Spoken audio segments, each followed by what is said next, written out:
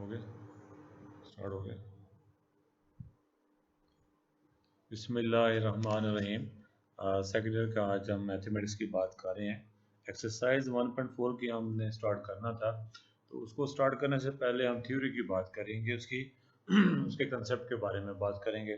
तो इसमें हमारा टॉपिक है कंटिन्यूस एंड डिसकंटिन्यूस फंक्शन, हमारे पास ये टॉपिक है। इसमें सबसे पहले जो बात समझने वाली है वो है कि हमारे पास वन साइडेड लिमिट। इसकी जो डेफिनेशन लिखी हुई है, इन डिफाइनिंग इसको पढ़ेंगे, limit x tends to c f of x with restricted x to an open interval containing c. इसका मतलब ये है कि हमने एक ऐसा इंटरवल हमने लेना है जो लिमिटेड में हो, यानी इसको रिस्ट्रिक्टेड किया गया हो, और उसमें जिस पॉइंट पर लिमिट मालूम करनी है वो पॉइंट इस इंटरवल में लाई करता हो। क्या कहा, सॉरी। जैसे फर्स्ट क्या ये एग्जांपल है कि हमारे पास ये क्लोज ब्रैकेट दे रखी है, क्लोज इंटरवल दे रखा है, -1 से लेकर 1 तक हमारे पास। इसके अंदर जो नंबर है वो जीरो इसके अंदर लाई करता है, जीरो इसके अंदर लाई करता है इस इंटरवल में। तो हमने भी एक ऐसा इंटरवल लेना है, और उस इंटरवल में एक ऐसा पॉइंट सी जिसका नाम ले रहे हैं, और वो इस इंटरवल में चूंकि लाई करता है, तो यहाँ पे भी यही बात की जा रही है कि we restricted x to an open interval containing c. Sorry, हमारे पास ये यहाँ पर इसमें ओपन इंटरवल की बजाय ये क्लोज इंटरवल की बात की गई है।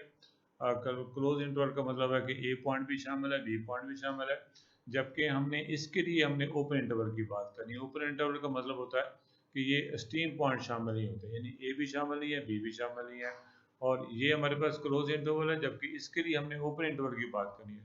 ओपन इंटरवल में हमारे पास ये एक्सट्रीम पॉइंट -1 और 1 शामिल नहीं होगा, बल्कि इसके अंदर जो जीरो पॉइंट होगा वो लाजमी इसका शामिल होना ज़रूरी है। तो यहाँ पर बताया जा रहा है कि आपके पास limit x tends to c f of x हमारे पास, हम इसको डिफाइन करने लगे हैं। कैसे कि हमने कोई x ले रहे हैं, एक ओपन इंटरवल कंटेनिंग सी, एक ऐसा इंटरवल है उसमें सी लाई करता है। We studied the behaviour of f on both sides of c. तो हम अपने दिए गए फंक्शन का बिहेवियर सी की दोनों साइडों पे देखेंगे, सी की लेफ्ट साइड पर और सी की राइट साइड पर उसका बिहेवियर को हमने देखना है। However, in some cases, it is necessary to investigate one-sided limit, यानी हमने उसकी लेफ्ट हैंड लिमिट और हमने उसकी राइट हैंड लिमिट को हमने मालूम करके देना है हमारे पास। इसके लिए सबसे पहली बात हमारे पास दे रखी है, लेफ्ट हैंड लिमिट हमने कैसे मालूम करते हैं। लेफ्ट हैंड लिमिट के लिए लिखने का जो तरीका है वो दे रखा है mathematically, limit x tend to c f of x is equal to, इसको हम एल के को लिखते हैं। हमारे पास जो जो लेफ्ट हैंड लिमिट की जो वैल्यू आती है, लेफ्ट हैंड लिमिट की जो वैल्यू आती है, कोई भी उसका आंसर आता है, उसको हमने कैपिटल एल से डिनोट करने लगे हैं, और is read as a limit of f of x. L हमारे पास क्या है, लिमिट है किसकी, एफ ऑफ एक्स की, और is equal to l as x approach to c. जो ही हमने एक्स को हमने सी पर अप्रोच करवाया, तो उसका आंसर हमारे पास एल आया। जब हमने एफ एक्स को अप्लाई किया, तो हमारे पास from the left left side से हमने इसकी बात कर रहे हैं, तो फॉर ऑल एक्स आगे लिखा हुआ है, इसका मतलब for all x sufficiently close to c, कि हमारे पास सी के बहुत करीब करीब हमारे पास हम इसकी बात कर रहे हैं कि सी पॉइंट के लेफ्ट हैंड साइड पे बहुत करीब करीब वैल्यू पर हमने फंक्शन की वैल्यू को मालूम करना है, और उसको हमने कैपिटल एल का नाम दे रहे हैं, इसको हम लेफ्ट हैंड लिमिट का नाम दे रहे हैं। आपके पास but less than c, c के बहुत करीब करीब लेकिन सी से smaller, the value of f of x can be made as close as we place to L. वो जो फंक्शन की वैल्यू आई है वो हमारे पास इसके एल के करीब करीब हमारे पास की वैल्यू आ जाती है, तो इसको कहते हैं हमारे पास लेफ्ट हैंड लिमिट का नाम देते हैं। अब हमने इसकी राइट हैंड लिमिट की बात अगर हम करें, तो हमारे पास ये दे रखा है, इसमें भी वही बात है कि सी के हमने ये सी हमारे पास दे रखा है, सी की दाएं साइड पर जो निहायत करीबी वैल्यू होगी उस पॉइंट पर हमने फंक्शन में इसको पुट करवाना है और उसको सी के ऊपर पॉजिटिव का साइन देते हैं, इसलिए कि ताकि ये हमारे पास राइट हैंड लिमिट कहलाती है और इसका आंसर को हम कैपिटल एम कहते हैं। फंक्शन में दिए गए फंक्शन में सी की दाएं साइड पर वैल्यू जो भी इसमें पुट कराते हैं और उसका आंसर हमारे पास कैपिटल एम आता है, इसको कहते हैं कि आपके पास m is read as a limit of f of x is equal to m, कि हमारे पास फंक्शन की लिमिट है जो कि m के इक्वल है। कब? जब हमने x को c के करीब अप्रोच कराया, किस साइड पे? फ्रॉम द राइट साइड पे। तो for all x sufficiently close to c, दाएं साइड पर हमने वो वैल्यू लेनी है सी से पहले जो बहुत करीब हो, जो सी के बहुत करीब हो, उस पॉइंट पर हमने फंक्शन की वैल्यू को मालूम करते हैं, उसी को राइट हैंड लिमिट कहते हैं और उसी को हम कैपिटल एम का नाम दिया करेंगे। बट ग्रेटर देन सी, चूंकि वो सी के दाएं साइड पर है, यकीनन सी बात है नंबर लाइन पर जो राइट हैंड साइड पे जो वैल्यू होती है वो हमेशा ग्रेटर हुआ करती है, बड़ी हुआ करती है लेफ्ट हैंड साइड से। तो हमने दाएं साइड के वैल्यू ले रहे हैं, इसलिए वो वैल्यू सी से ग्रेटर होगी। तो the value of f of x can be made as close as we please to M.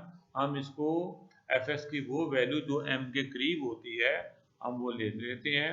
तो ये हमारे पास राइट हैंड लिमिट हमारे पास कहलाती है।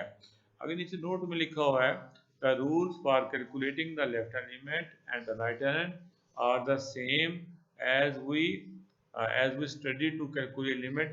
हमने पिछले एक्सरसाइज में 1.3 एक्सरसाइज में हमने लिमिट को मालूम किया था।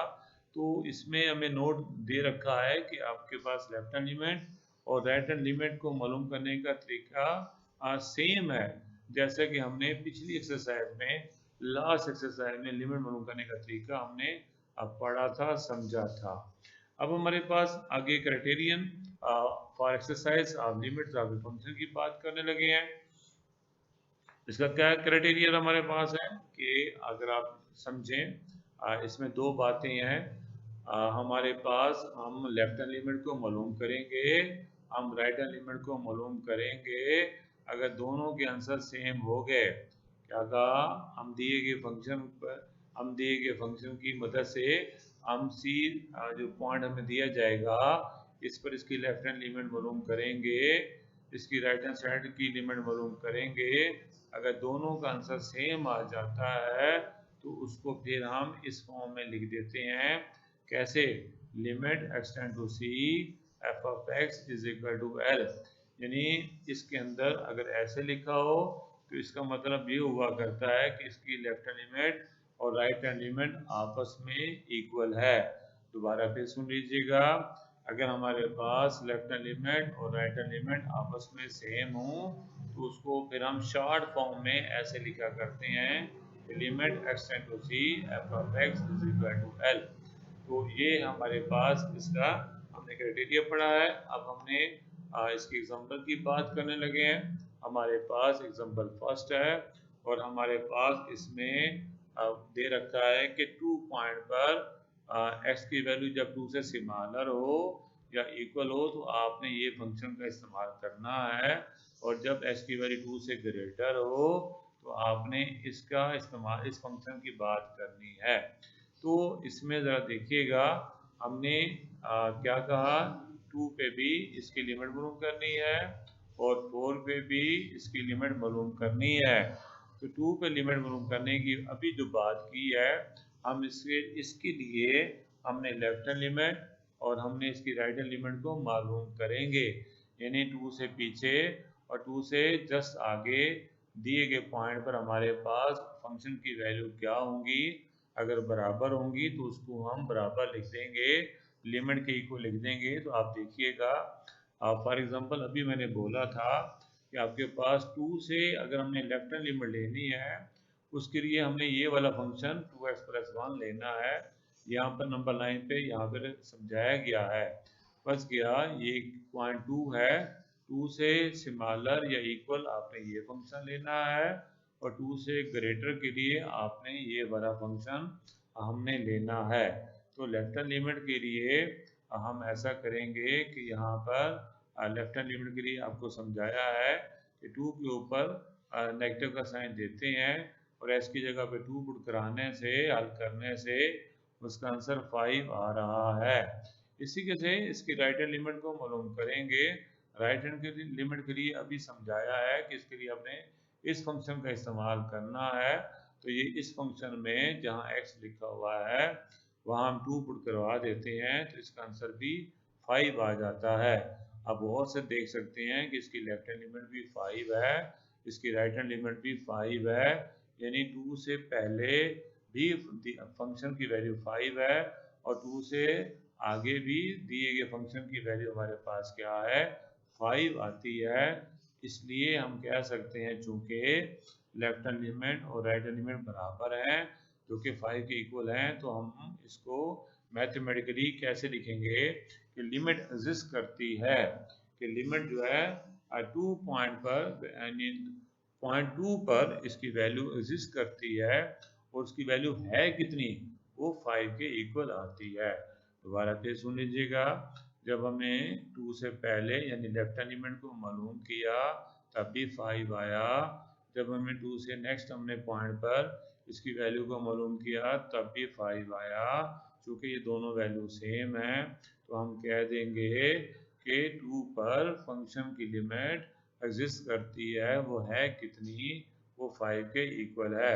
अब हम इसकी दूसरा पार्ट करते हैं। हमें कहा गया था कि 4 पे भी इसकी वैल्यू को मालूम करके दें कि इसकी लिमिट कितनी है। हम ऐसा करते हैं, सबसे पहले इसकी लेफ्ट हैंड लिमिट को मालूम करते हैं। लेफ्ट हैंड लिमिट के लिए जहाँ x लिखा हुआ है वहाँ पर 4 पुट कराया, हल किया, 3 आया। इसकी राइट हैंड लिमिट के लिए 4 के ऊपर हम पॉजिटिव का साइन देते हैं, लेफ्ट हैंड के लिए हम 4 के ऊपर नेगेटिव का साइन देते हैं। तो ऐसा करने से हमारे पास इसका आंसर 4 आ जाता है। आप देख सकते हैं कि लेफ्ट हैंड लिमिट 3 आ रही है और राइट हैंड लिमिट 4 आ रही है। इसका मतलब हुआ कि 4 पर फंक्शन की लिमिट एग्जिस्ट नहीं कर रही, यानी इसका आंसर और इसका आंसर आपस में इक्वल नहीं आ रहा। इसलिए इसको फिर हम लिख देंगे कि 4 पर फंक्शन की लिमिट एग्जिस्ट नहीं करती। तो अब आपको समझ आ गई होगी कि इन दोनों साइडों की लिमिट का बराबर होना ज़रूरी है। अगर बराबर हो जाए तो फिर हम उसको ऐसा लिखते हैं कि limit x tends to f of x is equal to 5 के इक्वल। तो we have seen that sometime हम जब इसकी लिमिट को मालूम करते हैं और एग्जैक्ट c की वैल्यू को हम डायरेक्ट फंक्शन में पुट कराते हैं तो ये दोनों आपस में इक्वल आ जाती हैं। दोबारा फिर सुन लीजिएगा, अगर ऐसे लिखा हो तो इसका मतलब है कि लेफ्ट हैंड लिमिट और राइट हैंड लिमिट की बातें हो रही हैं, और जब हमारे पास एफ ऑफ सी डायरेक्ट लिखा हो इसका मतलब है कि फंक्शन में डायरेक्ट वैल्यू पुट करानी है। तो जब ये आपस में इक्वल हों तो हमारे पास बाज़ दफ़ा आपस में इक्वल होते हैं और बाज़ दफ़ा ये आपस में इक्वल नहीं होती, and sometime it does not, and also sometime f of c is not even defined. बाज़ दफ़ा ये इक्वल नहीं भी होती और बाज़ दफ़ा फंक्शन यानी सी की वैल्यू दिए गए फंक्शन में अगर हम पुट कराते हैं तो वो वैल्यू डिफाइंड भी नहीं होती, और हम इसको हमारे पास वेयर एज यानी आपके पास बेशक लिमिट इसकी एग्जिस्ट कर रही हो, बेशक उसकी लिमिट एग्जिस्ट कर रही हो, लेकिन अगर सी की वैल्यू डायरेक्ट फंक्शन में पुट करवाएं और वो डिफाइन ना करे तो हमारे पास तमाम ऑप्शन होंगे। दोबारा फिर सुन सकते हैं कि लेफ्ट हैंड लिमिट और राइट हैंड लिमिट जब आपस में इक्वल हो तो उसको हम ऐसे लिखते हैं। तीसरी बात कि हम सी की वैल्यू डायरेक्ट पुट कराते हैं, अगर आंसर सेम आ जाते हैं तो उसको हम आगे पढ़ेंगे, हम कॉन्टिन्यूस कहते हैं। तो इसमें बताया गया जा रहा है कि बाज़ दफ़ा आपस में इक्वल भी होते हैं और बाज़ दफ़ा इक्वल भी नहीं होते, और बाज़ दफ़ा जो है दिए गए डायरेक्ट पुट कराने से फंक्शन एग्जिस्ट भी नहीं करता। अब हम हमारा नया टॉपिक है, हमारे पास कंटिन्यूटी की बात करने लगे हैं। कंटिन्यूटी के लिए हमारे पास ये 3 बातों का होना ज़रूरी है। अभी जो हमने ऊपर जो बातें की हैं वही बातें रिपीट होने लगी हैं। क्या कंटिन्यूस फंक्शन किसे कहते हैं? Function f is said to be continuous at a number c if and only if 3 बातों का होना ज़रूरी है। अगर ये 3 बातें एग्जिस्ट करेंगी तो फंक्शन कंटिन्यूस होगा। अगर फंक्शन कंटिन्यूस होगा तो ये तीनों बातें एग्जिस्ट किया करती हैं। इसलिए इफ़ एंड ओनली इफ़ की बात की गई है। इफ़ एंड ओनली इफ़ का मतलब क्या है? लाज़िम मलज़ूम है कि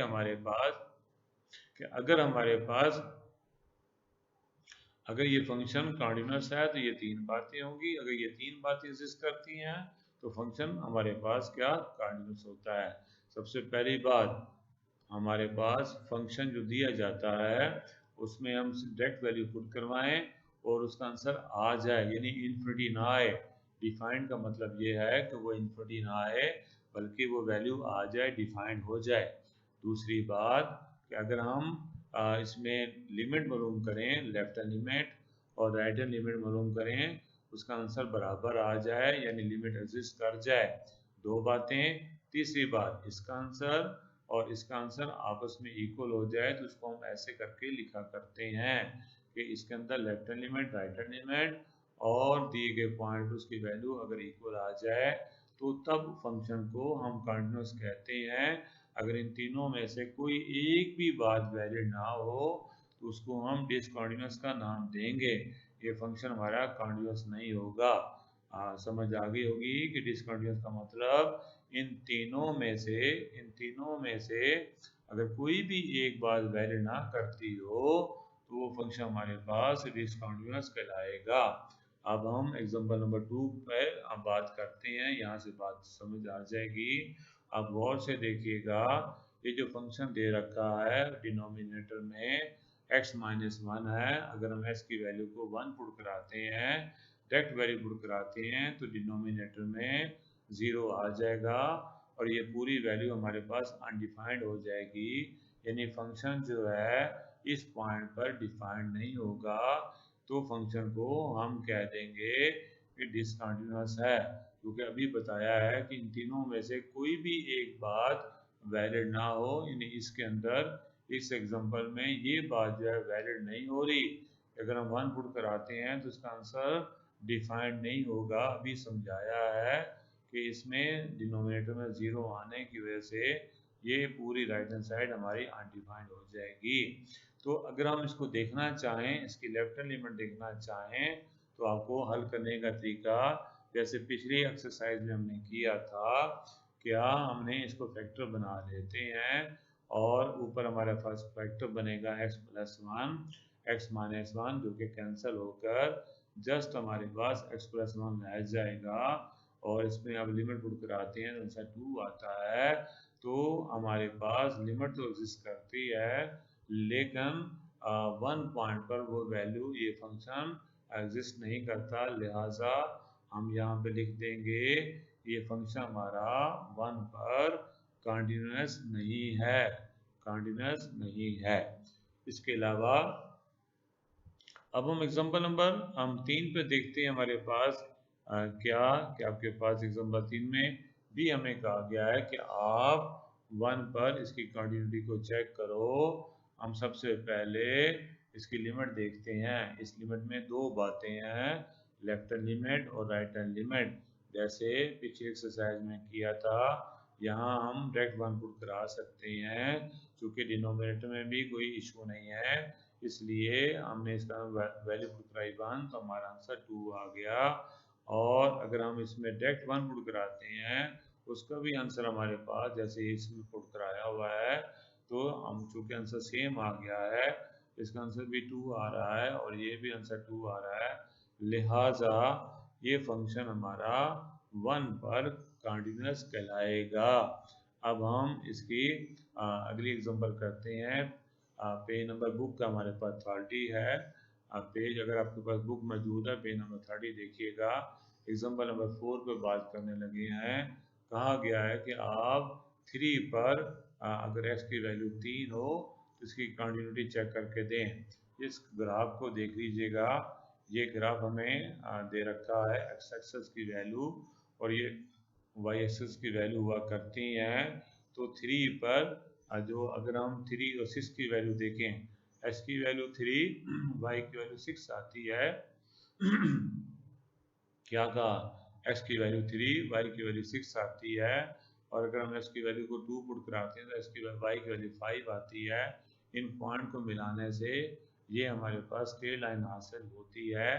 तो अब हम इस पॉइंट पर एक्स की 3 की लेफ्ट साइड पे देखें, 3 की राइट साइड पे देखें तो ये ग्राफ बता रहा है, ये लाइन बता रही है कि कहीं भी ये डिसकंटिन्यूअस नहीं है, यानी हमारे पास कहीं भी इसमें गैप नहीं आ रहा। तो ये तो डायग्राम है। अब हम समझते हैं कि जब लिमिट मालूम करनी हो तो कैसे मालूम करते हैं। हमने इसके फैक्टर बना लिए क्योंकि हमारे पास हमने अगर हम इसमें फैक्टर बनाते हैं, क्वेश्चन में दे रखा है कंडीशन कि जब 3 के इक्वल ना हो, जब फंक्शन एक्स में एक्स जब हम तीन से पहले 3 के बाद, 3 से पहले 3 के बाद आपने ये फंक्शन का इस्तेमाल करना है और एग्जैक्ट 3 पर उसका आंसर आपने हमें डायरेक्ट 6 दे रखा है। बात आपको समझें, एग्जैक्ट 3 पर y की वैल्यू हमें 6 दे रखी है। ये हमें क्वेश्चन में दे रखा है कि 3 पर y की वैल्यू 6 और 3 से पहले भी आपने ये फंक्शन लेना है और 3 के बाद भी आपने ये फंक्शन लेना है। तो अब हम इसकी लिमिट को देखते हैं, लिमिट कैसे मालूम करते हैं। अब हम ऐसा करते हैं, 3 तो हमने 3 के लिए तो ये फंक्शन लेना नहीं था, इसलिए 3 हम इसमें पुट नहीं करवा सकते। तो हम क्या करेंगे, हम यहाँ पर इसके फैक्टर बना लेते हैं। फैक्टर बनाने के बाद एक फैक्टर कैंसिल हो गया। अब x की वैल्यू 3 पुट कराई तो हमारे पास 6 आ गया। गौर से देखें कि एफ ऑफ 3 की वैल्यू हमारे पास वो भी 6 है और इसकी लिमिट जो मालूम की है वो भी 6 है। लिहाजा फंक्शन हमारे पास दिए गए पॉइंट पर 3 पर ये कंटिन्यूअस है। डायग्राम में भी देख सकते हैं कि हमें बताया जा रहा है कि नो ब्रेक, यानी यहाँ पर स्ट्रेट लाइन मिलाएं, पॉइंट्स मिलाएं, कोई ऐसे आपके पास ऐसी जगह नहीं है जहाँ पर गैप हो, यानी आपके पास ये कंटिन्यूअस कहलाएगा। क्या कहलाएगा, तो ये स्ट्रेट, ये लाइन हमारे पास क्या है, कंटिन्यूअस है। कहीं कहीं ये लाइन कट नहीं हो रही, कहीं ये इसमें गैप नहीं है, कहीं ये डिसकंटिन्यूअस नहीं है। आपको समझ आ गई होगी। अब हम नेक्स्ट बात करते हैं। हमें कहा गया है कि आपके पास एक्स जो है 3 पर डिफाइंड नहीं है, 3 पर डिफाइंड नहीं है, यानी उसने 3 पर उसने इसको गैप का निशान दे दिया है, यानी ये डिसकंटिन्यूअस है। यहाँ पर ये आपस में वैल्यू नहीं लाई करती। क्या कहा, वैल्यू नहीं लाई करती। इसलिए हम कह सकते हैं कंटिन्यूअस के लिए ज़रूरी है, तीनों बातों का होना ज़रूरी है। तीनों बातें कौन सी थी, लेफ्ट हैंड लिमिट और राइट हैंड लिमिट और 3 पर उसकी वैल्यू सारी आपस में इक्वल आ जाएं। चूँकि हमें बताया गया है कि 3 पर ये डिफाइंड नहीं है, इसलिए कह सकते हैं कि ये आपके पास 3 पर ये फंक्शन हमारे पास क्या है, डिसकंटिन्यूअस है। तो इट इज़ नोटेड, हमारे पास हमें समझाया जा रहा है, it is noted that there is a break in the graph at x = 3, यानी 3 पर यहाँ पर इसके ग्राफ में ब्रेक आ रहा है। तो अब हम नेक्स्ट एग्जांपल की बात करते हैं कि आपके पास 3 पर 3 से अगर हमने सिम पहले बात करनी है, लेफ्ट हैंड लिमिट बात करनी है, तो आपने इस फंक्शन का इस्तेमाल करेंगे और 3 से x आपके पास ग्रेटर की बात कर रही है, x हमारे पास अगर 3 से ग्रेटर है तो आपने इस फंक्शन का इस्तेमाल करना है। तो यहाँ पे भी समझाया गया है कि 3 से पहले आपने x - 1 और 3 के बाद आपने 2x + 1 की बात करेंगे। आइए हम देखते हैं कि आपके पास कि हम इसकी लेफ्ट हैंड लिमिट और राइट हैंड लिमिट हम मालूम करके देखते हैं। आपके पास यहाँ पर अगर हम 3 से आपके पास लेफ्ट हैंड लिमिट मालूम करते हैं तो 3 से पहले हमें इस फंक्शन की बात करनी थी, तो हमने 3 पुट कराया 2 आता है और राइट हैंड लिमिट के लिए 3 पुट कराते हैं तो 7 आता है। चूँकि आपस में इक्वल नहीं है इसलिए फंक्शन हमारे पास क्या है, डिसकंटिन्यूअस है। क्या है? चूंकि लिमिट एग्जिस्ट नहीं करती। लिमिट एग्जिस्ट कब क्या करती है, ज़रा समझें कि जब आपके पास लेफ्ट हैंड लिमिट और राइट हैंड लिमिट आपस में इक्वल आ जाए तो हम कहा करते हैं कि लिमिट एग्जिस्ट करती है। चूंकि इसमें आपके पास लेफ्ट हैंड लिमिट 2 आ रही है और आपके पास राइट हैंड लिमिट हमारे पास 7 आ रही है, तो इसलिए लिमिट एग्जिस्ट नहीं करती। हमें ग्राफ के ज़रिए से भी समझाया जा रहा है कि 3 के हम राइट साइड पे चलते हैं तो हमारे पास ग्राफ यूँ आ रहा है, और 3 के बाएं साइड पे चलते हैं तो हमारे पास ग्राफ इस तरीके से आ रहा है। तो आपके पास ये फंक्शन हमारे पास क्या है, हम इसे कंटिन्यूअस नहीं कहेंगे, हम इसे डिसकंटिन्यूअस का नाम देते हैं कि आपके पास ये फंक्शन हमारा डिसकंटिन्यूअस कहलाएगा। एक्सरसाइज 1.4 की बात करने लगे हैं। इसमें हमारे पास इसके साथ थ्योरी मैंने आज हमने जो डिस्कस की है, आज हम सिर्फ 1.4 का क्वेश्चन नंबर 1 की बात करेंगे। स्टेटमेंट में दिया हुआ है कि आपके पास determine the left hand limit और राइट हैंड लिमिट, और फिर अगर इसका आंसर बराबर आ जाता है तो इसको फिर सी पर इसकी वैल्यू मालूम कर देते हैं क्या होगी। अगर लेफ्ट हैंड लिमिट मालूम करेंगे, फिर हम राइट हैंड लिमिट मालूम करेंगे। अगर लिमिट एग्जिस्ट कर गई, अगर दोनों का आंसर सेम आ गया, तो फिर हम इस पॉइंट पर उसकी वैल्यू को लिख के देना है। अब आप आगे अगले पेज पे चलिएगा। यहाँ पे आपके पास ये फंक्शन दे रखा है। अब हम लेफ्ट हैंड लिमिट लेते हैं, लेफ्ट हैंड लिमिट मालूम करते हैं। लेफ्ट हैंड हमें कहा गया कि 1 पर हम इसकी लेफ्ट हैंड वैल्यू को मालूम करेंगे, तो कैसे 1 के ऊपर हम साइन नेगेटिव दे दिया और यहाँ पे हमने फंक्शन लिख दिया। लिखने का तरीका लेफ्ट हैंड लिमिट, इसको ऐसे भी लिख सकते हैं, इसको हम ऐसे भी लिख सकते हैं, और इस फंक्शन की जगह पर दिए गए फंक्शन की वैल्यू को पुट कराया और यहाँ पे 1 की वैल्यू को पुट कराया, तो हमारे पास आंसर हमारे पास -2 आ जाता है। अब हम राइट हैंड लिमिट मालूम करेंगे। राइट हैंड लिमिट को लिखने का तरीका ऐसे भी लिख लें, ऐसे भी लिख लें, या ऐसे फंक्शन की वैल्यू को पुट करा दिया। यहाँ 1 की वैल्यू हमने पुट कराने से हमारे पास हल करने से इसका आंसर -2 आ गया। आप देख सकते हैं कि लेफ्ट हैंड लिमिट और राइट हैंड लिमिट इन दोनों का आंसर -2 आ रहा है। हम कह सकते हैं कि ये लिमिट एग्जिस्ट करती है। हम कह सकते हैं कि 1 पर ये लिमिट एग्जिस्ट करती है, तो लिहाजा मैथमेटिकली इसको फिर हम 1 पर कैसे लिखेंगे, हम लिखेंगे limit x tends to 1 f of x is equal to -2। अब हम इसका सेकंड पार्ट करते हैं और हमें कहा जा रहा है कि आप जो है -3 पर इसकी लिमिट लेफ्ट हैंड लिमिट भी मालूम करें, इसकी राइट हैंड लिमिट भी मालूम करें। तो सबसे पहले -3 पर मालूम करनी है, तो -3 से ऊपर साइन नेगेटिव का दे देते हैं ताकि वो डायरेक्शन बताते हैं कि आपके पास लेफ्ट हैंड लिमिट को मालूम करने जा रहे हैं। तो इसको लिखने का तरीका ऐसे भी लिख सकते हैं और इसको ऐसे भी लिख सकते हैं, और फिर हमने फंक्शन की वैल्यू को पुट करवा दिया। अगर हम यहाँ पर -3 पुट करा दें तो यहाँ पर -3 पुट कराते हैं, सब्सट्रैक्ट करने से 0 ओवर -6 आता है, 0 ही आता है। या दूसरे लफ्ज़ों में हमने इसके फैक्टर बना लिए। फैक्टर बनाने के बाद x -3 और x -3 कैंसिल हो गया और यहाँ पर -3 पुट कराने से इसका आंसर 0 आ गया। अब हम इसकी राइट हैंड लिमिट भी मालूम करते हैं। तो राइट हैंड लिमिट के लिए भी वही बात, लिखने का तरीका आपको समझाया गया है कि आपने ऐसे लिख लें चाहे आप ऐसे लिख लें, और फंक्शन की वैल्यू को पुट करा दिया, और फिर वही बात कि आप जो है डायरेक्ट पुट करवा दें तभी आंसर 0 आएगा, या पहले फैक्टर बना लिए, फैक्टर बनाने के बाद फिर आपने ये वैल्यू x -3 वाली कैंसिल हो जाती है और यहाँ पर x की वैल्यू को पुट कराया, आंसर 0 आ गया। तो हमारे पास चूंकि लेफ्ट हैंड लिमिट का आंसर और राइट हैंड लिमिट का आंसर सेम आ रहा है, क्योंकि 0 आ रहा है, लिहाजा हम लिख सकते हैं कि -3 पर इसकी जो लिमिट है वो हमारे पास 0 के इक्वल है। अब हम इसका तीसरा पार्ट करने जा रहे हैं। हमें फंक्शन मॉड में दे रखा है, एब्सोल्यूट वैल्यू दे रखी है, और हमें कहा जा रहा है कि 5 पर इसकी वैल्यू को मालूम करें।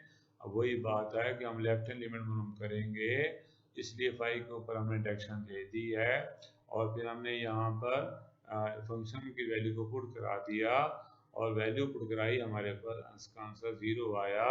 अब हम इसकी राइट हैंड लिमिट भी मालूम करते हैं, वो भी हमारे पास ऐसे ही आ जाएगा। चूँकि आंसर सेम आ रहा है लिहाजा लेफ्ट हैंड लिमिट और राइट हैंड लिमिट दोनों का आंसर 0 है।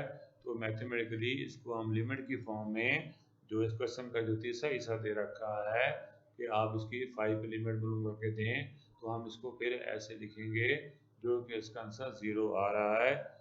ये हमने आज थ्योरी की बात की है। इसमें हमारे पास limit, left hand limit, right hand limit कैसे मालूम करते हैं और कॉन्टिन्यूस फंक्शन और डिसकंटिन्यूस का फंक्शन के बारे में समझा और इसका हमने 1.4 का पहला सवाल किया है। इंशाल्लाह कल हम इससे अगली बातें करेंगे। Thanks so much.